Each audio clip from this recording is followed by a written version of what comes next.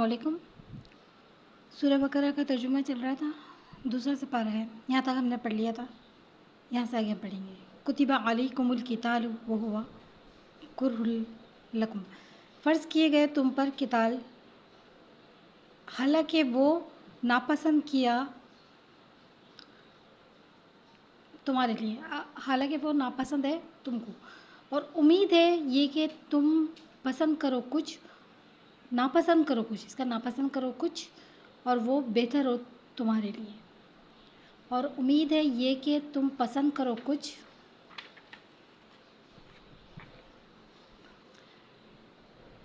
وہ برا ہو تمہارے لیے،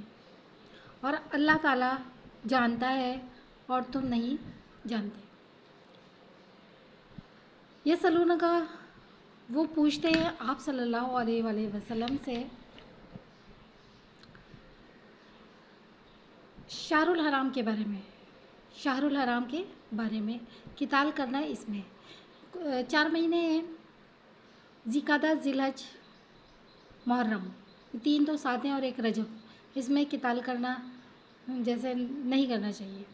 ٹھیک ہے۔ تو وہ پوچھ رہے ہیں یہ شہر الحرام کے بارے میں کہ قتال کرنا اس میں کیسا ہے۔ آپ صلی اللہ علیہ وسلم فرما دیجئے قتال کرنا اس میں بڑا گناہ ہے، اور روکنا اللہ تعالیٰ کے راستے سے، اور کفر کرنا اس کا، اور مسجد الحرام سے روکنا، اور نکالنا اس کے اہل کو، اس سے بڑا گناہ ہے اللہ تعالیٰ کے نزدیک، صحیح ہے، اور گمراہی زیادہ بڑی ہے قتال سے، اور نہیں قتال کرتے رہیں گے تم سے یہاں تک کہ لوٹا دیں گے تم کو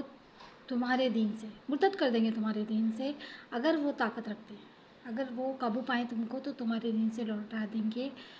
اور جو مرتد ہو گیا یعنی دین سے پھر گیا تم میں سے، اپنے دین سے مرتد ہو گیا تم میں سے اپنے دین سے، بس پھر وہ مر گیا اس حال میں کہ وہ کافر رہا، بس وہی لوگ ضائع ہو گئے ان کے عمل، دنیا میں بھی اور آخرت میں بھی، اور وہی لوگ آگ والے ہیں، وہ اس میں ہمیشہ رہنے والے ہیں۔ بے شک جو لوگ ایمان لائے اور جن لوگوں نے ہجرت کی اور جہاد کیا انہوں نے اللہ تعالیٰ کے راستے میں، وہی لوگ امید ہے اللہ کی رحمت کی، امید رکھتے ہیں اللہ کی رحمت کی، اور اللہ تعالیٰ بخشنے والا ہے، رحم فرمانے والا ہے، صحیح۔ اچھا، آگے وہ یہ 2 چیزوں کے بارے میں سوال کر رہے ہیں، یہ شراب کو کہتے ہیں اور یہ جوئے کو کہتے ہیں۔ وہ پوچھتے ہیں آپ صلی اللہ علیہ وسلم سے شراب اور جوئے کے متعلق۔ آپ صلی اللہ علیہ وسلم فرما دیجئے کہ ان دونوں میں دونوں میں گناہ بڑا ہے، صحیح، اور منافع لوگوں کے لیے ہے، اور ان دونوں میں گناہ ہے بڑا ان کے نفع سے۔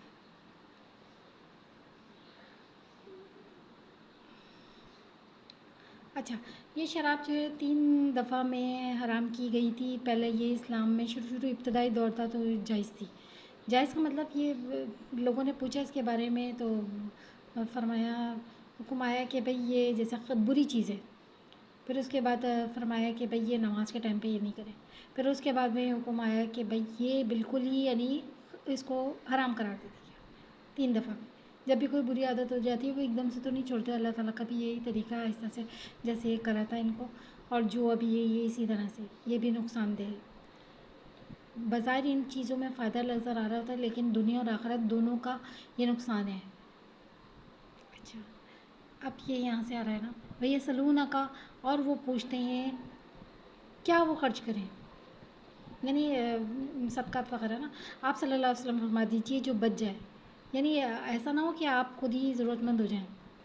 اس طرح سے، اسی طرح سے بیان فرماتا ہے اللہ تعالیٰ تمہارے لیے نشانیاں تاکہ تم غور و فکر کرو